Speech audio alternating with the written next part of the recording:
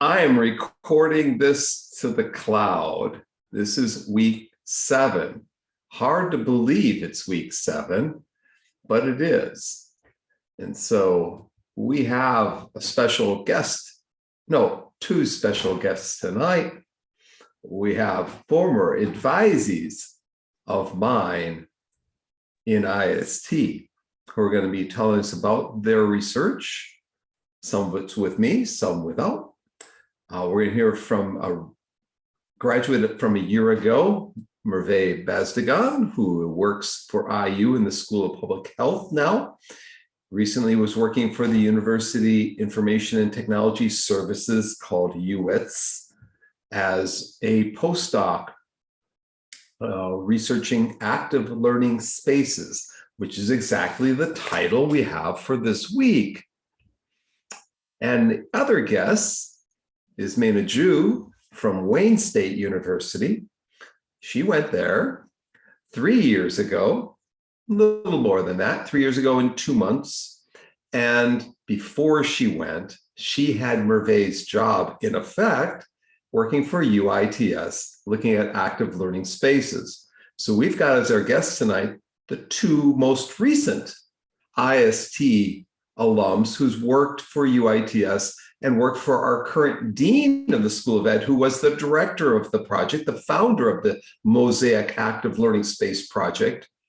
So they can definitely comment on the research that they've done with the dean and with other people in UITS. There's a lot of initiatives at IU for active learning spaces. IU is not the only place that's trying new ideas out for formal as well as informal learning to get people to have conversations about their learning.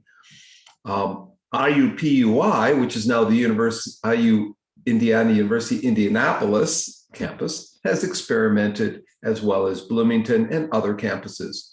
But not just IU, also Iowa had the TILE project, TILE. Technology something's learning environments. What's the I? Technology integrated learning environments, maybe something like that. So they had the TILE project. So Stacy Maroney, our dean, named the Mosaic project because as many tiles are in a mosaic. People at Minnesota had the Active Learning Classroom project and the ALC project, I guess you call it. There actually are symposia around active learning spaces. There's a journal for learning spaces that Meina and Merve have published, I believe, in one of their articles, maybe 2. There are symposium and conferences and other things where faculty and researchers get together to talk about active learning spaces, which is a critical topic today as the education, I would say, the large number of the educational scholars and researchers have moved from a very teacher-centered environment in research to more learner-centered environments. And so explorations on how to make the learning environment more active and engaging are important for us for a couple of reasons. 1, that's where the research has been going. 2, that's the title of this class. If you had to boil down what we should cover in a class on designing learning environments, it should be active learning spaces. So this should be a special treat. And not only that, Merve's put together a kind of a compendium, an assembly of different projects, and she'll try and give us the big picture, not necessarily all the nitty-gritty details. If you'd like to know about a particular article or research project that she mentions, just flag it.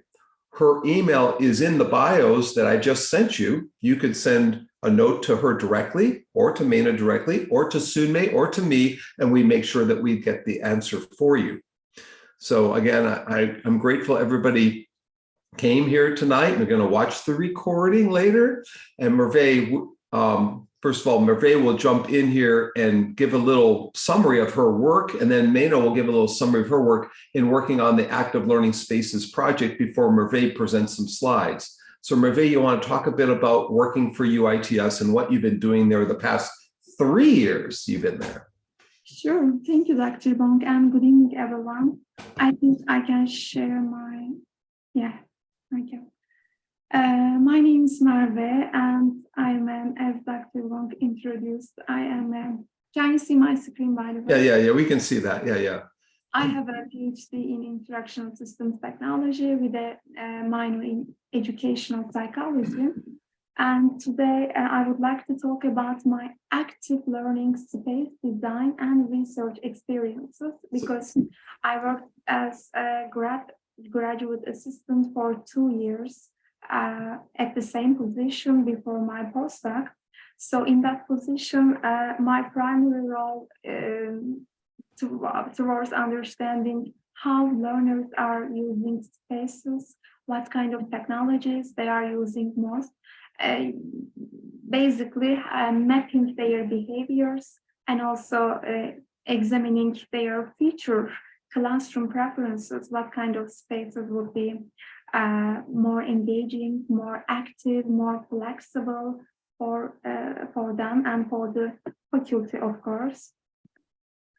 Before moving to my study, Merve, can I just pause you for a second? Sure. Can you go back to the first slide? And can you hit stop share? Yeah. So can you tell them about other things before we get into the specific here, what other areas of interest that you have, and just briefly anyhow? I can define myself as a space researcher, learning space researcher. It can be an online space or it can be a physical space. Especially in my dissertation research, I studied how we can understand different concepts such as online learning, e-learning, distance learning, computer-supported learning, computer-based learning. Although they sound similar, what kind of epistemic differences exist? And I examined educational technology researchers' discourse in 191 dissertations, doctoral dissertations. It was a narrative discourse analysis. So currently, actually, this is my first day in my new job. I am working as a principal instructional designer and multimedia production specialist at IU School of Public Health. And in this position, I research and also design online courses, as well as help faculty how they can utilize blended environments and active learning classrooms at School of Public Health to create more engaging learning experiences for the students, and also to amplify the voice of instructional designers as well. We are conducting some research on diversity, equity, inclusion, and justice aware, DEIJ framework aware research, how we can blend voices of students, faculty, and instructional designers to create more inclusive online and physical settings. Would you like to introduce? Yeah, I'll jump in here and just say Merve has sort of a similar career path that Meina had, in that her undergraduate degree relates to IST. It's not exactly, it's computer education or computer technology and education. Her BA, her master's, and then coming to IU for her doctorate coming from Turkey. So she had to fly to the west to get here. Meina, however, flew from the east to get here. She flew east. She's from China. She got an undergraduate and a master's in effect, educational technology. Her master's at Beijing Normal University, one of the premier universities in educational technology in China, if not the world, probably the largest number of faculty who are researching distance education and ed tech of any university that I'm aware of. So it's got a very important role that they play within China, in a very esteemed reputation, I would say. And so Meina also came for her doctorate at IU. Meina, would you like to discuss a little bit about your role in the active learning projects and at UITS and then a bit about your other aspects of your bio before Merve goes in and presents her studies. Sure. Thank you, Dr. Bonk, for the introduction. And it's very nice to meet the class and Merve here. So as Dr. Bonk mentioned, I worked as a GRA at UITS from 2018 to 2019. When I worked there, I worked as a research assistant role, primarily conduct research on how to use active learning classroom to improve learning and teaching. At that time, I was actively involved in 3 projects. 2 was related to the formal classroom learning, how to use active learning space in school of education. The second project is more related to informal learning, which is located in the IUP. Or I think the slides, the Merve's first slide has a picture of the IUP Idea Garden. So these are the 2 projects I was involved in with active learning. Regarding the other research area that Dr. Bonk wanted me to introduce, as you may know, Dr. Bonk was my advisor when I was at IU. He was and is now also very supportive. And then we conducted a series of research on self-directed learning for how to help students develop their self-directed learning abilities during online settings. And also I specifically focus on STEM education in online self-directed learning.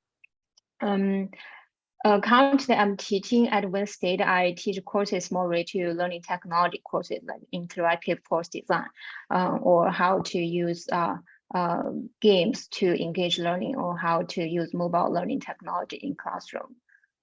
This is my brief introduction. Thank you. And I'll say she's been very successful at Wayne during her first 3 years there. And she and I are both hopeful her next 3 years are just as successful and that she'll get tenure at the end of the 6 years or into the 7th year. But she's done extremely well. And if you look at what Merve's done in the first or second slide, she's going to show she's publishing a lot and has a number of other articles that are in review. So both have hit the ground running. So Merve, while you're presenting, every once in a while, you might want to pause and see if Meina wants to add something based on her work at UITS as well. Sure, Meina, please feel free to jump in anytime. So here I included a slide just to provide a little bit more information about me in terms of, as a scholar, what are my research interests. So these 4 components, design, technology, psychology, and education, are the main definer of my research agenda. And most of the studies I conducted for my postdoc fits into sometimes overlap between technology and education, design and technology, sometimes education and psychology. It's changed, it depends on the research topic and our collaborators, stakeholders, because we are having a collaborative research, interdisciplinary research in that position. But I would like to show a couple of the papers we published throughout to my JShip and postdoc. For instance, this second one, examining social learning in an active learning classroom, was the first paper Meina and I worked on it. It was an active learning classroom for a qualitative inquiry course, and we were interested how a qualitative philosophical course has been inactive in an active learning environment, and it was published in journal Learning Spaces. And in that study, as you can see, we used pedagogy, space, and technology framework. And a year later, with Dr. Stacy Moroney, we decided to think about the users as well, because we can have wonderful, very high-tech technology and ready pedagogy and very good prepared space. However, if the users' motivations, their intentions are not well defined and supported, they may not work. So we added the user part here. And some of the EduCourse publications, I interview with stakeholders how they start designing a classroom, what are some steps for the people who are new to the field, what kind of recommendations they have. The second one is another one, Idea Garden. Meina also collaborated in that study during the data analysis, and I took over after she left. It was an informal learning space at IUPUI designed for the STEM education students. The other one, as I said, I'm a learning space designer, and I am looking for the intersections of online and physical design as well. In that study, we looked at how faculty transfer their in-person training in terms of active learning to online space, and it was accepted for publication by Online Learning Consortium journal. And the final one, I got this news this week, actually last week, actually very new. And here we try to develop a framework to understand the technological frames, how people perceive technology. Do they, especially our participants were Mosaic fellows. They got training for a year about how to use active learning spaces and pedagogies. And we wanted to understand what kind of filters or frames they have to define, to approach, to use technology. And today I would like to talk and mention our method and findings for the first paper, Coffee House as a Classroom. This is the Coffee House. It is the active learning classroom in Cedar Hall in the Bloomington campus. Why we call it collaboration house or coffee house is because of its design. It has this kind of soft seating, a lot of natural lights, limestone to give students an informal learning feeling and environment, as well as movable chairs. And we call this classroom also as a polycentric design. It means there is not a one front. There are whiteboards in all three of the walls. So the teacher can make the front anytime because everyone can change their rotations easily. And it has a capacity of 49 students. So this is the model I mentioned. Originally, it was built on the pedagogy, space and technology. And in the updated version in 2019, they added users as well as the definer of the behavior in a learning space and innovative locations. And basically, they refer to the power of actors, such as directors, program directors, chairs, students, AIs, tutors, to define how the pedagogy, space, and technology will be utilized in a space, in a learning environment. Let's talk about how our methodological approaches. We use the mixed method research design. I observed three, but two of the classroom recordings, two sections, two classes, and renew the checklist, open-ended surveys. So at the end, these are the other icons to explain our data collection tools. So, and as well as I have included my informal field notes because I had the opportunity to observe almost half of the courses in person, and so I added my field notes as well. What we done, I manually analyzed 56 hours of classroom recording, and we used a method previously used by Lee and Arthur and Dr. Moroni in 2015. We segmented the classroom recordings into 1 minute pieces, and then set the speed of the video to 2x. And also later we started scanning for variations. I mean, during the 1 minute, if something is changing in terms of teacher movements, student interactions. They use a color-coded analysis technique. Let me show you an example. This one, the Excel document, are variables, which is teacher preparation, teacher direct interaction, monitoring, consulting. Based on those 1 minute chunks and variations in each chunks, we just coded using a color-coded scheme. Not only the interactions, but also technology. Are they using whiteboards, smartphone, or students using their laptops? They were also coded. Finally, we looked at the movement. Is teacher standing, running, or consulting students? Those interactions were very important for us to see what is happening throughout the course. And we also interviewed, it was like a survey interview, asked students and faculty the situations collaboration cafe worked very well and the challenges they experienced in that classroom.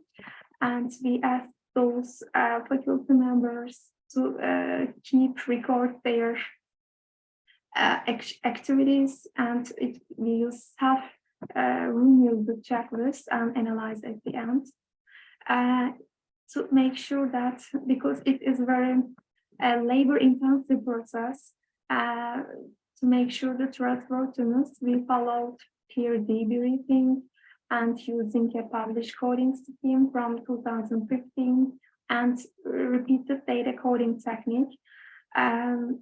For the 20% of data, one of my collaborators helped me, but after some points, I felt I still need validation.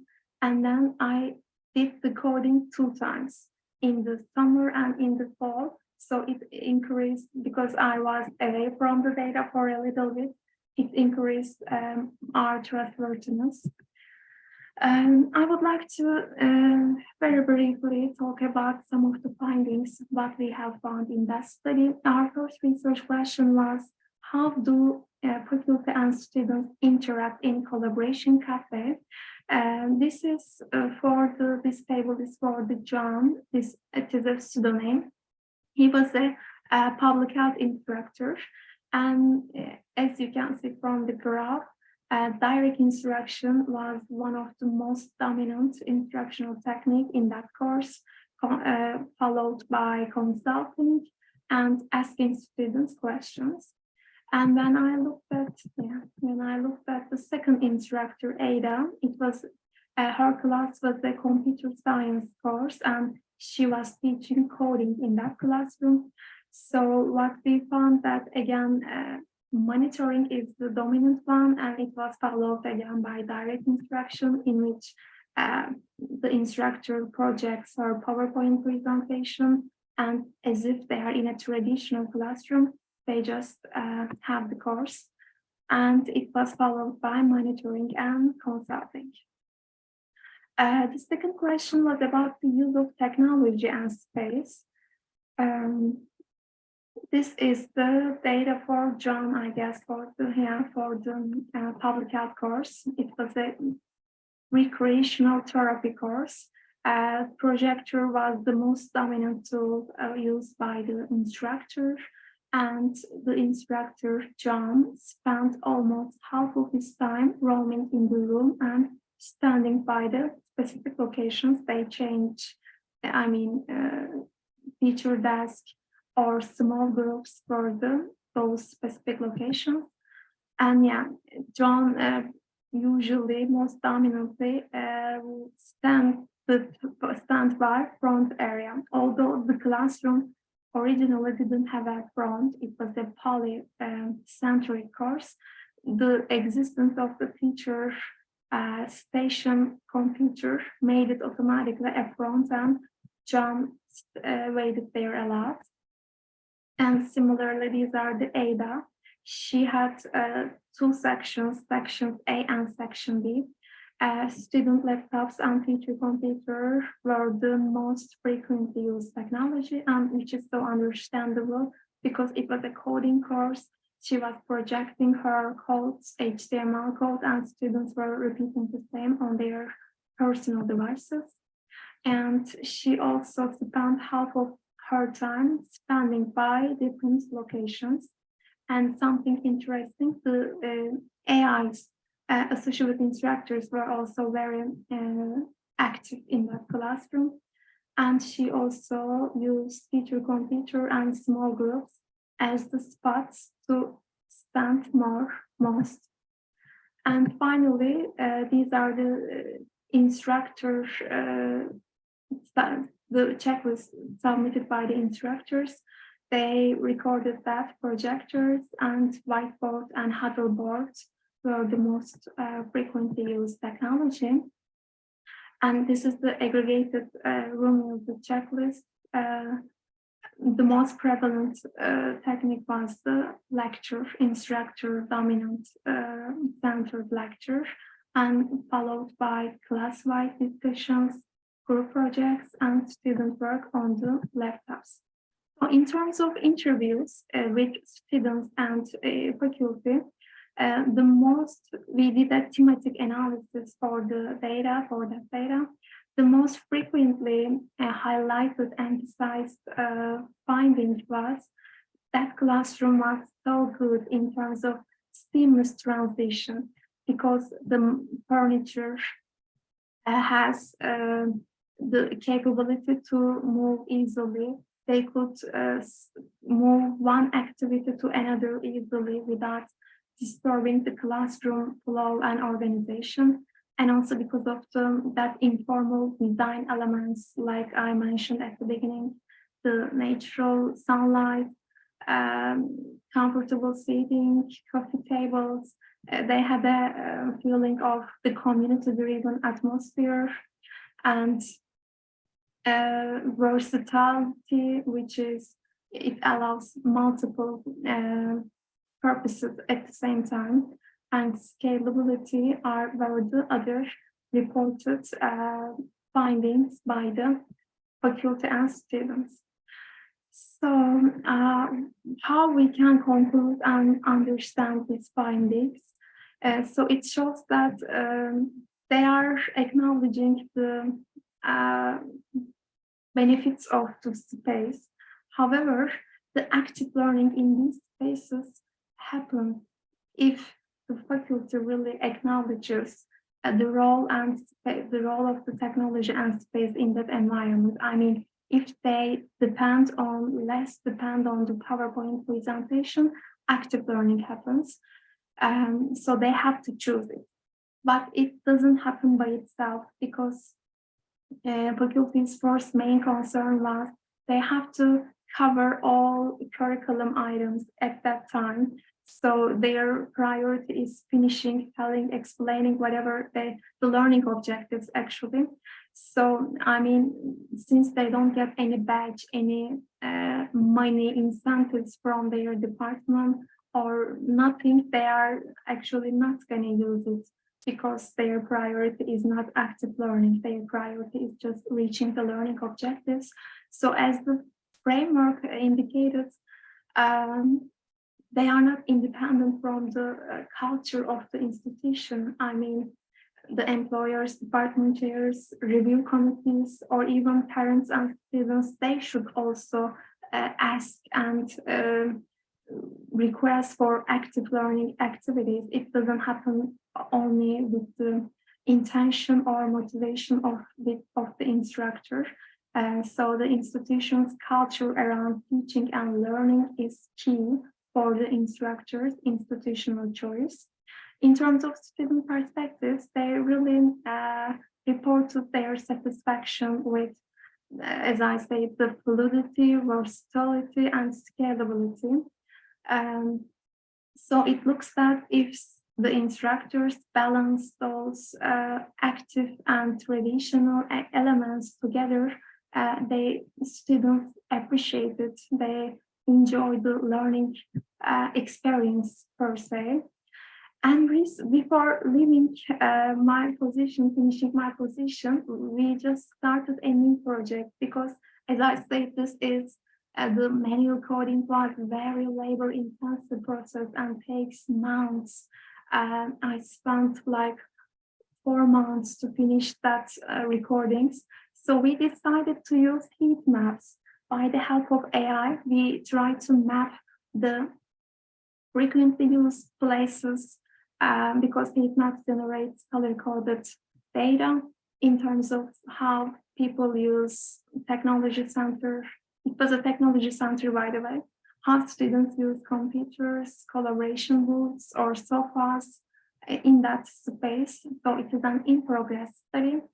I will keep supporting them as an external researcher. Thank you so much for listening to me. If you have any specific questions about any of these research, please feel free to email me. I'm going to stop my screen. So we have 2 questions from Ga already. I'm not sure if Sunmei put a Jamboard up because I wasn't monitoring that. Sunmei, is there a Jamboard with questions? What Sunmei? Actually, I created a Jamboard, but Yeah. today it's not many people, so I Okay. can share. So It's okay. Yeah. Okay. yeah, Jamboard. Before we go to questions, Meina, do you have anything to add from what Merve had covered there? No, I think I want to say that Merve has done an excellent job. I really enjoyed your presentation, but I do have one question that I want to learn from you. Like the last slides, you said because the previous analysis was very labor intensive. We did that together for our another study. I know that. So you said you will use the heat map. How does that work? Excellent question. We have a specific camera. The brand was Sony. It was installed to the top of the ceiling of the classroom, and it is also associated with a software. So for the time intervals, like in our case, the settings were from 8 a.m. to 8 p.m. We just recorded all interactions, and the software turned them into just colors. The most frequently visited places are represented in red color. A little bit less ones are yellow and green color. So we can see what are the popular spaces preferred by the students. Actually, in that study, our main purpose was, are we really designing the spaces that students are using? I mean, a lot of informal sofa area, collaboration booths, we are locating in that centers, but what are the empirical findings just to guide the university policies, decision-making mechanisms? And in addition to AI data, it requires also a little bit researcher human analysis as well. Based on those color codes, I just reanalyze again. I mean, what are the locations for zeros? Zeros and ones refers to existence of the movement in a specific place. So yeah, you need a software and a specific camera. It should have sensors to understand the movement, very similar to the cameras in airlines, airports, to measure the human traffics. So yeah, and then a researcher to reanalyze what is happening to interpret how we can understand those colors. Oh, that's excellent. So have you already collected data already, or you're planning to do that? And so far we collected a data set for 10 days and I developed that data scheme, and the rest of the team is working on the paper. If they need more data, I think they are going to collect in the upcoming weeks. Excellent, thank you. Thanks for the question. And in response to question in the chat box, what are the benefits of natural light? There are some empirical research actually, the effect of colors and lights on human psychology. I mean, like the blue color, for instance, it provides people the sense of trust. And similarly, the sunlight, because we have hormones, makes people more happy, and they don't feel like they are in a formal setting. Meina, maybe you can help me here. Do you remember our first research, Dr. Phil Karsbekan's classroom without a Yeah.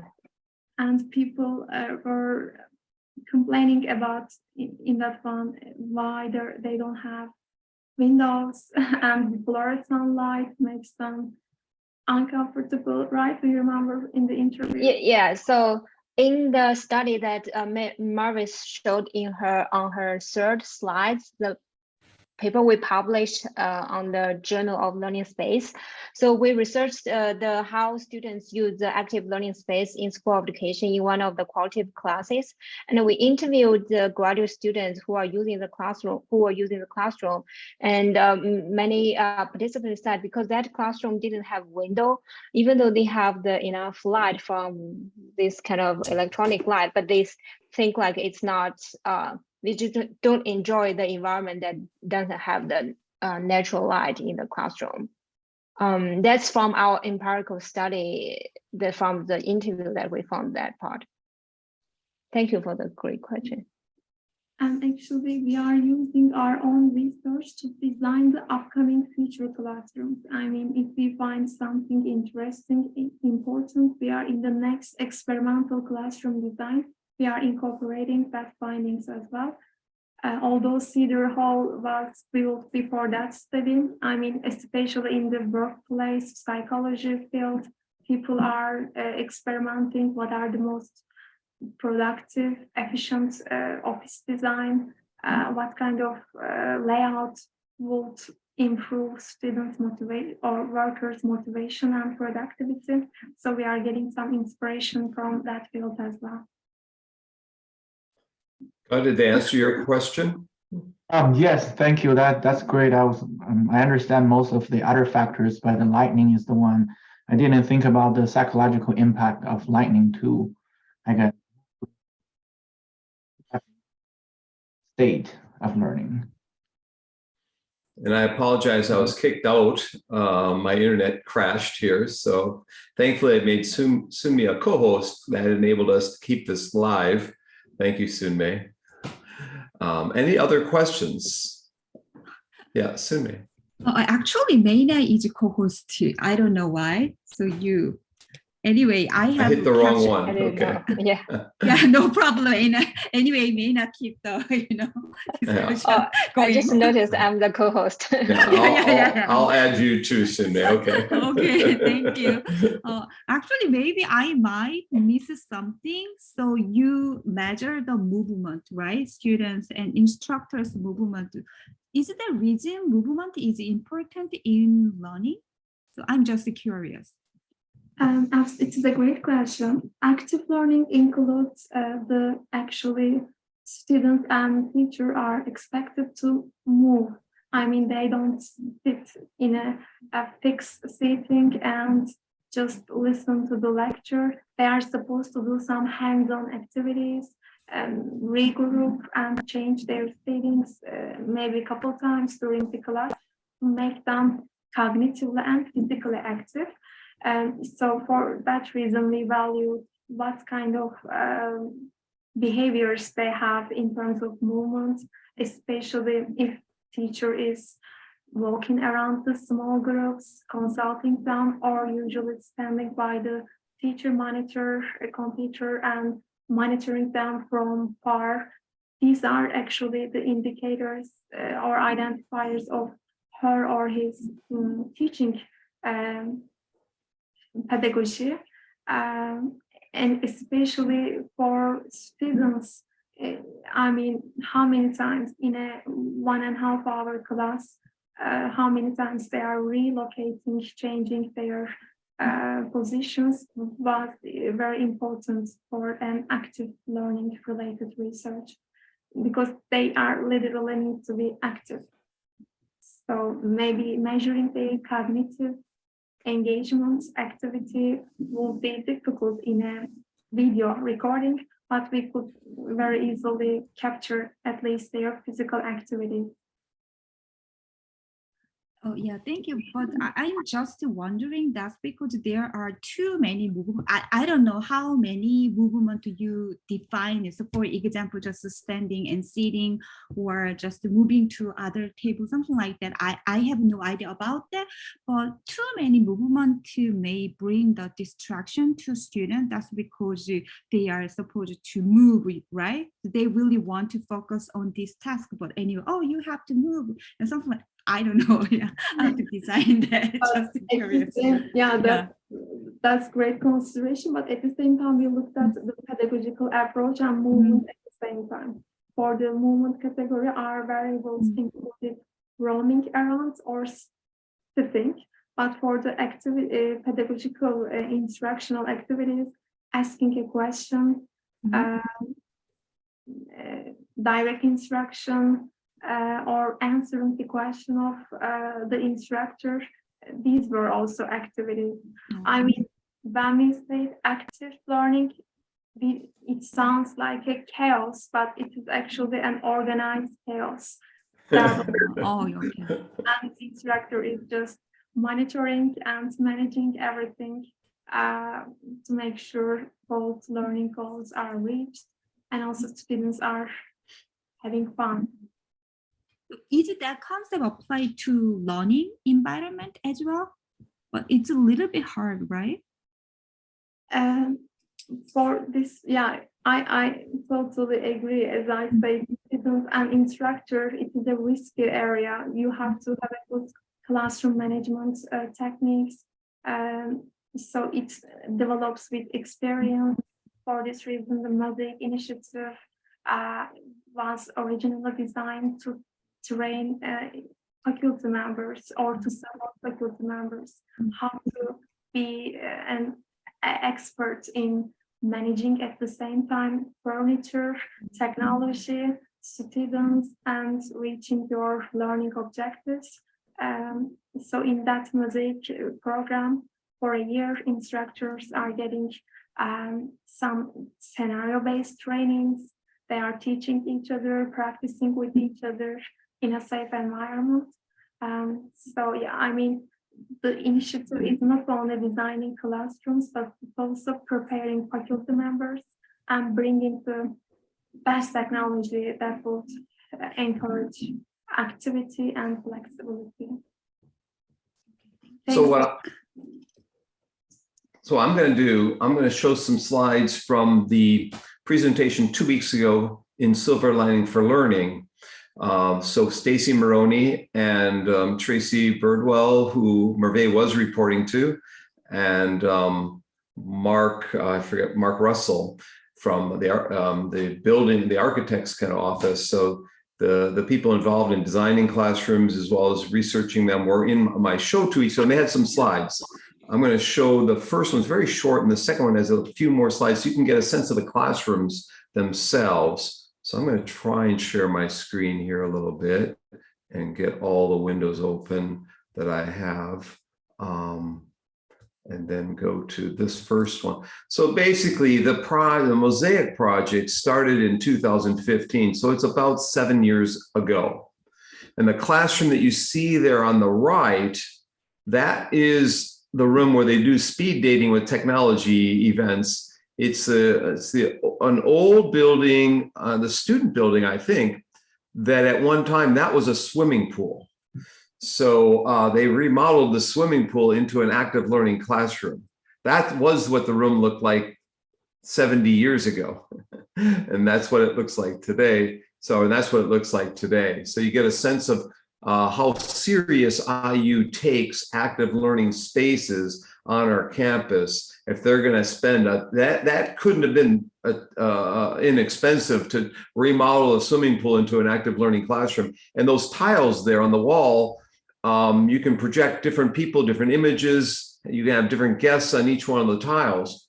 In our cyber infrastructure building, the CIB building on 10th and the Bypass, where the UITS is headquartered, They have the largest, one of the largest screens for tiled screens in the world. Only where SUNY is at Stanford, they have one that's very similar from a single projector, I think. It's kind of interesting to see. And I've had people come in on different tiles explaining their research to my students. You see how the chairs are movable, even the tables are movable. In many of these rooms, you can write it on the walls. And there's a second level to this room on the left-hand side. There's another level. So we actually had a person come in who is an active learning classroom specialist come to IU about 5-6 years ago to christen the active learning project.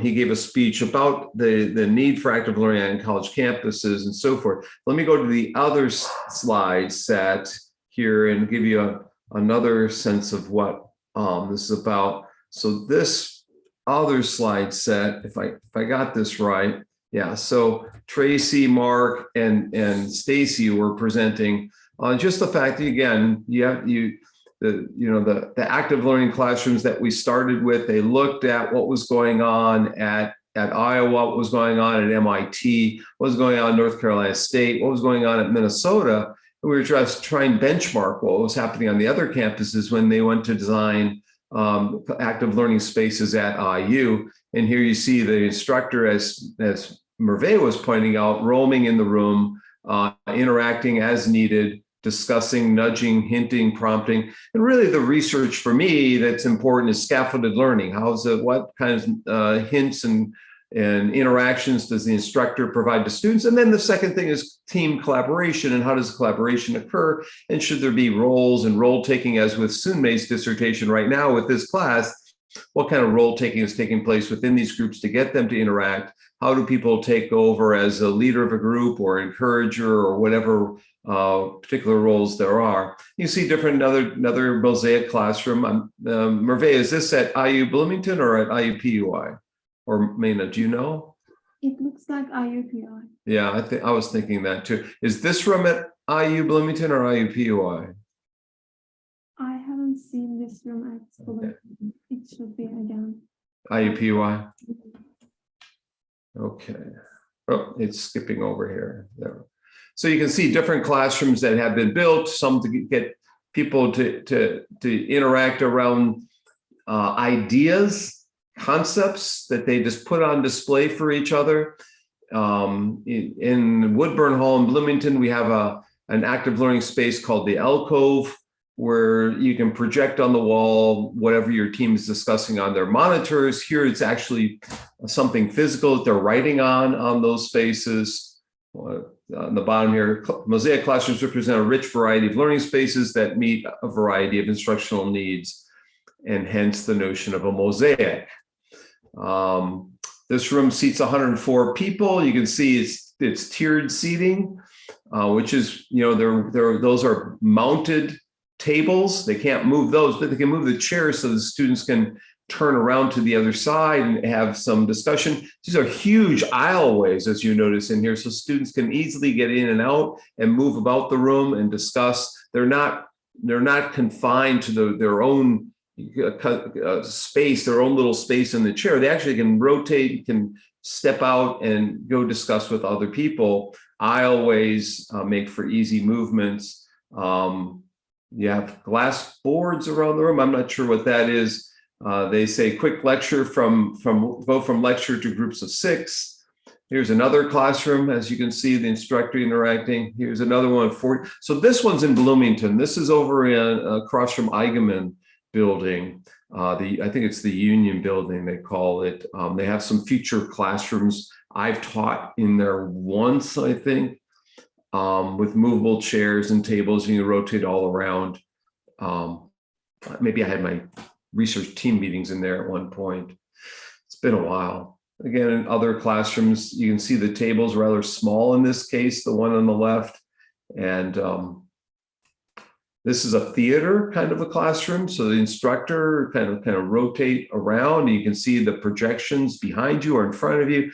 No matter where you're seated, you would have a good view of the instructor as well as a good view of the projection. Merve or Meina, you want to comment on a theater classroom? I know you've written on this notion, haven't you, Merve? Yes, my EduCourse publication was on the design and story of the classroom. Yeah, again, like an ancient theater design, they have they got some inspiration from their teacher at the center, but actually it just to allow students to see each other, to see their face, and the curved LED screen allows to see instructor's presentation from all angles. So as you can see, there is not a whiteboard or projector here.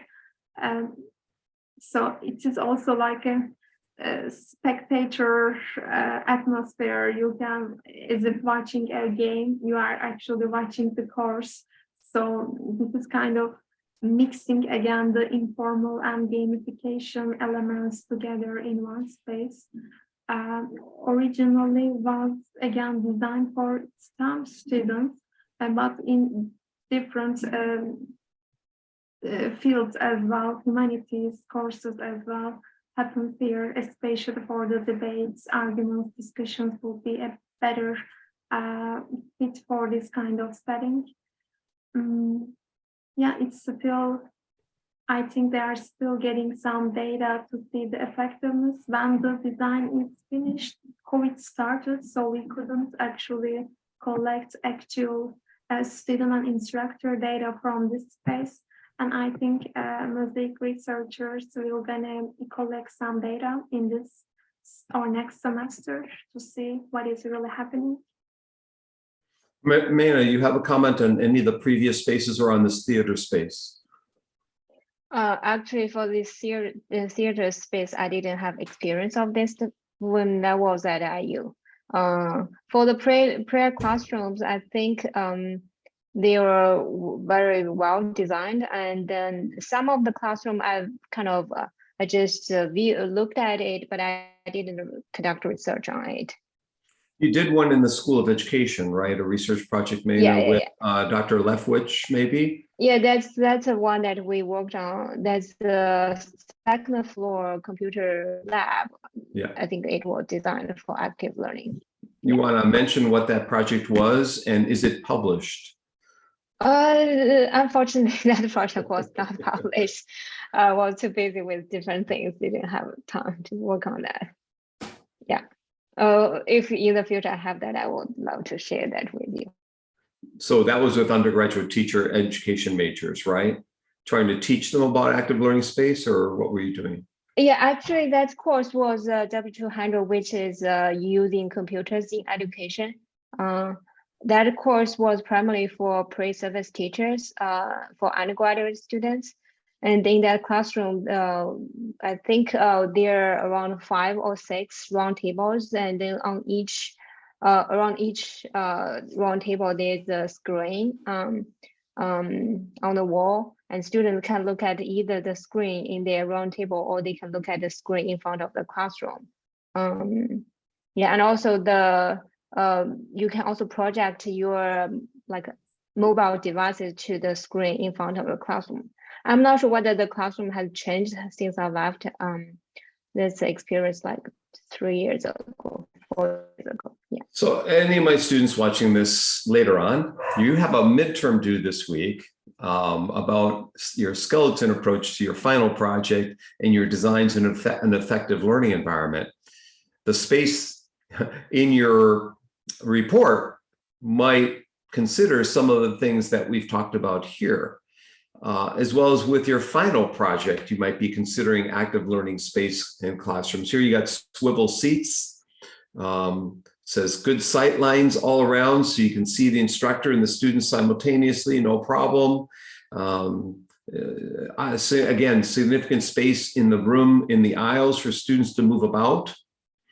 At some point, you might be on a strategic planning committee designing effective learning spaces, so you might want to download these slides or have me. I haven't uploaded this set to Dropbox yet, but I'm going backwards. This is the space I showed earlier with the swimming pool, and now you can see the 2 tiers. And again, we do the speed dating with technology, do a lot of technology training of faculty here. another classroom setting. And by the way, our library in the School of Ed is being remodeled right as we speak and will be done in January. We're going to have an opening house. If you live near or in Bloomington, please come to that.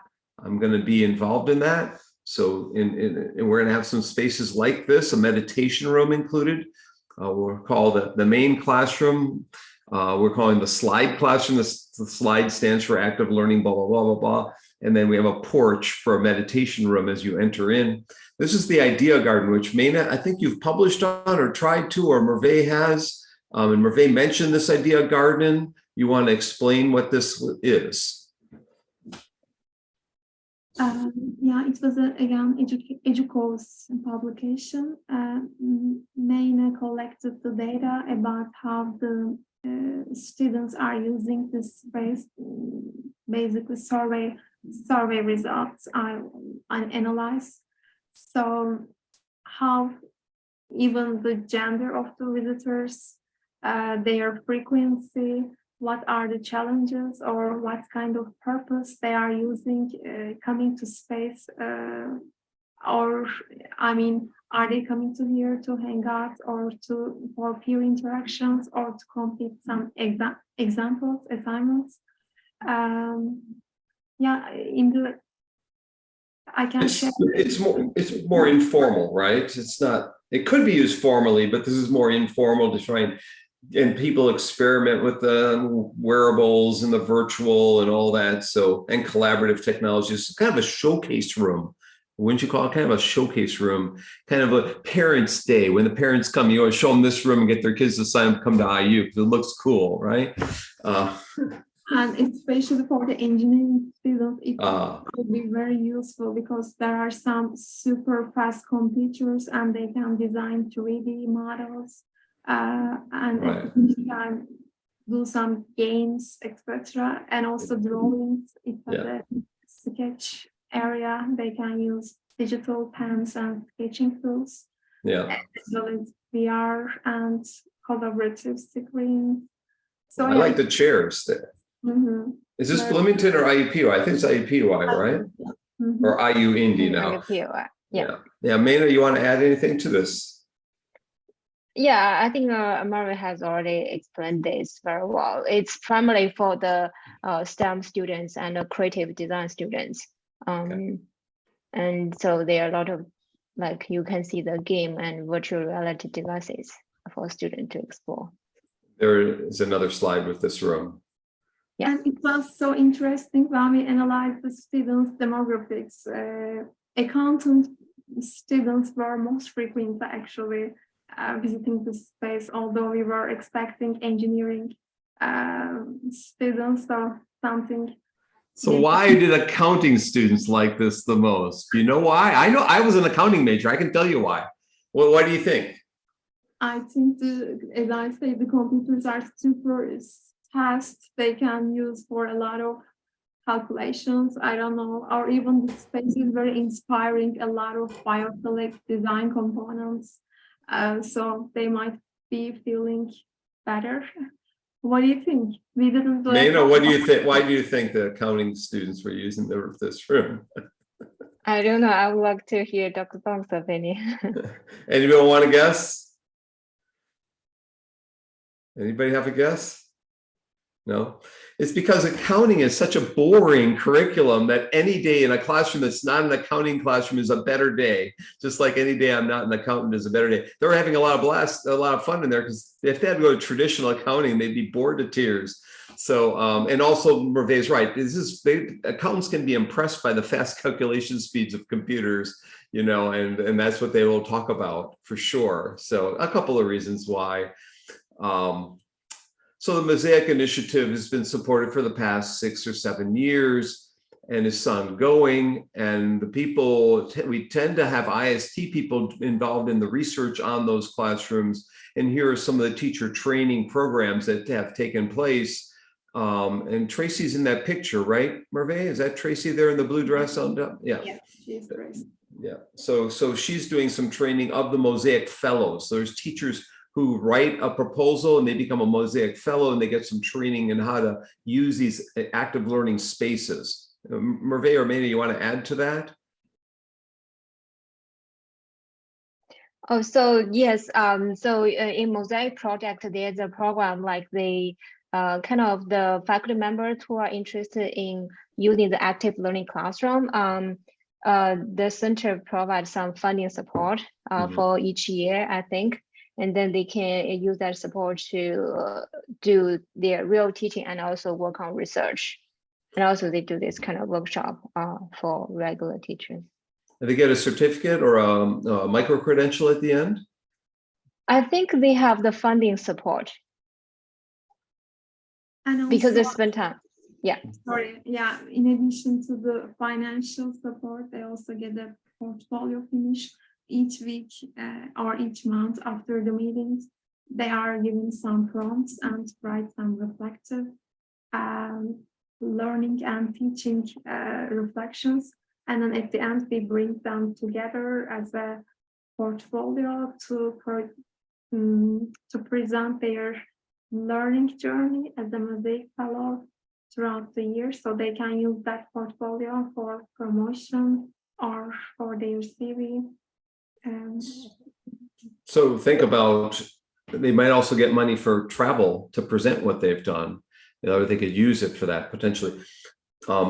But think about your final projects and think about your midterms. Again, allocate part of the budget. If you're creating a fictional budget of an active learning space that you're designing, you might put a piece of it for the training of instructors, whether they're K-12 instructors or instructors in higher ed or in corporate training. You might want to allocate part of that budget to that. And here they are just interacting around this program. So instead of training instructors to teach in one or more one type of classrooms, they explore a variety of classrooms. They help transform their teaching. They're using the shiny new object, technology, in this case, a classroom, to foster or encourage transformation of one's teaching. So the goal is changing teaching practices. They do it from getting instructors to talk about what they're doing and what they could do with each other, showcasing what is possible, getting best practices on display, having prior teachers who've completed the Mosaic project were a Mosaic fellow in the past come back and explain what they've done.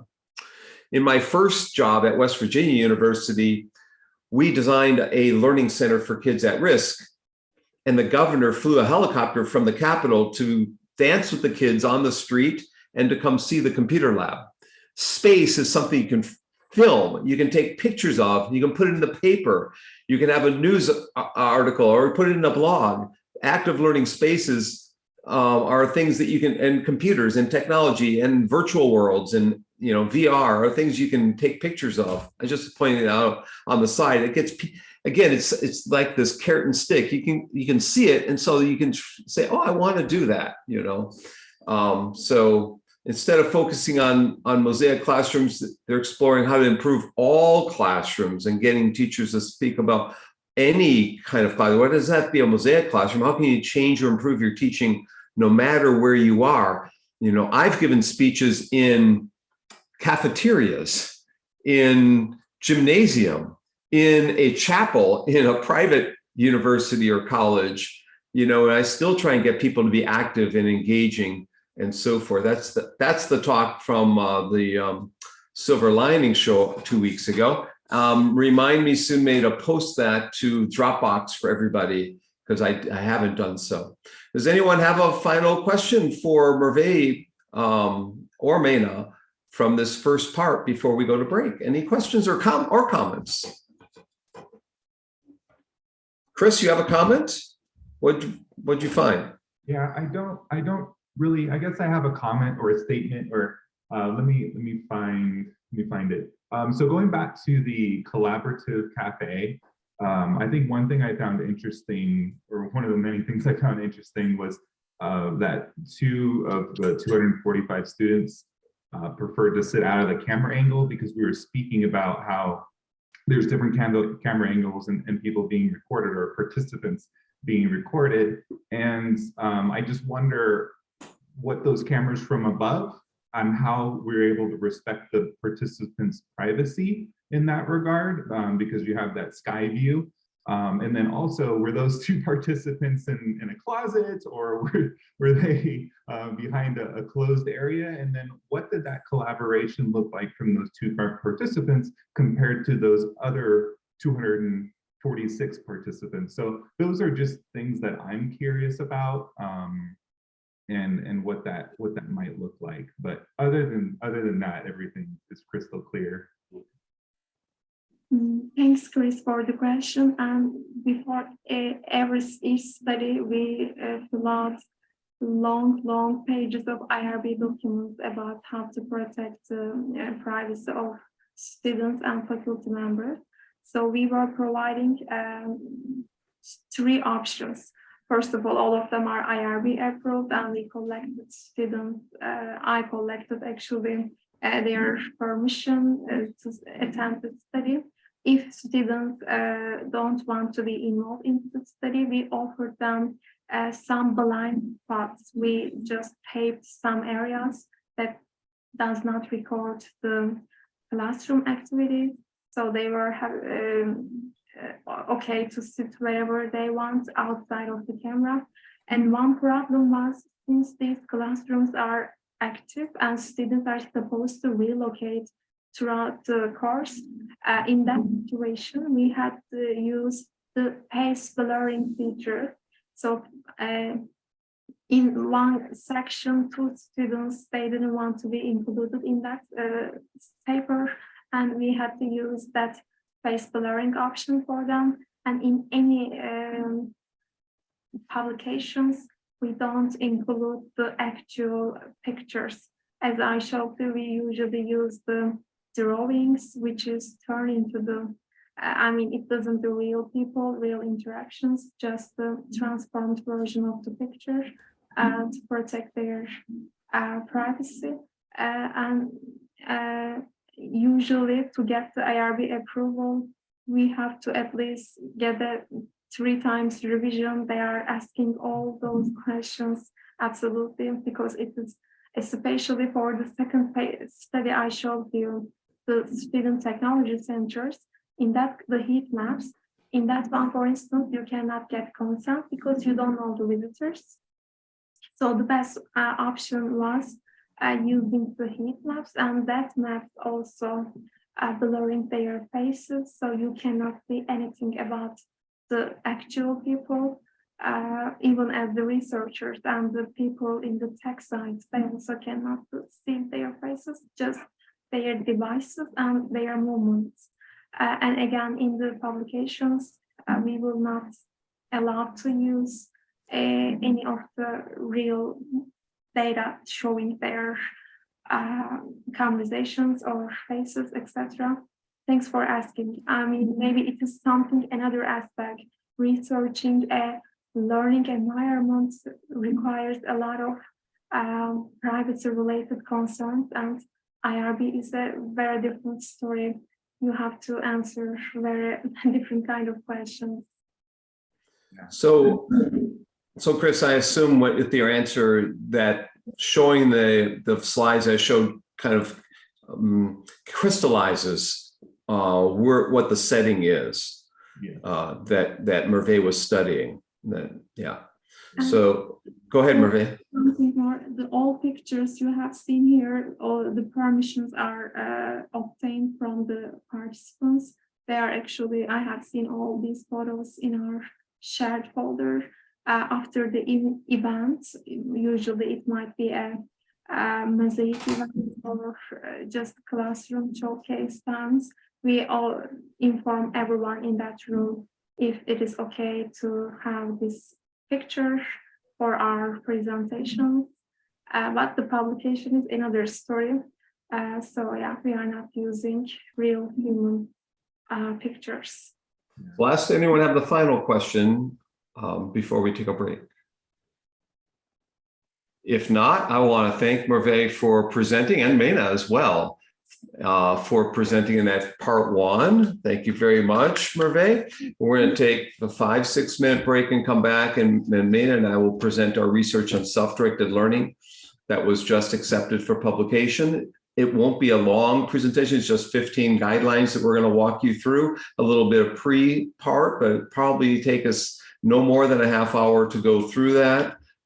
Maybe 20 minutes, I'm thinking. I'm not going to do part 3 tonight, which is covering my R2D2 model. I'll wait till next week on that after the guest from University of Colorado at Boulder is coming in next week. And that next week, just so I get it on camera, his name is Ben Kirshner, who's created a project called Youth Participatory Action Research. So it's getting teenage kids involved in action research or civics education all around the county and state of Colorado, and also around the world. It's expanded beyond that project in Colorado. So he was a guest in Silver Lining for Learning a year and a half ago. And I said, when I teach this class, I want to bring you in. And so that's why we're bringing him in. So before I stop the recording, any last words here, Meina or Merve? I'm going to go to the cloud.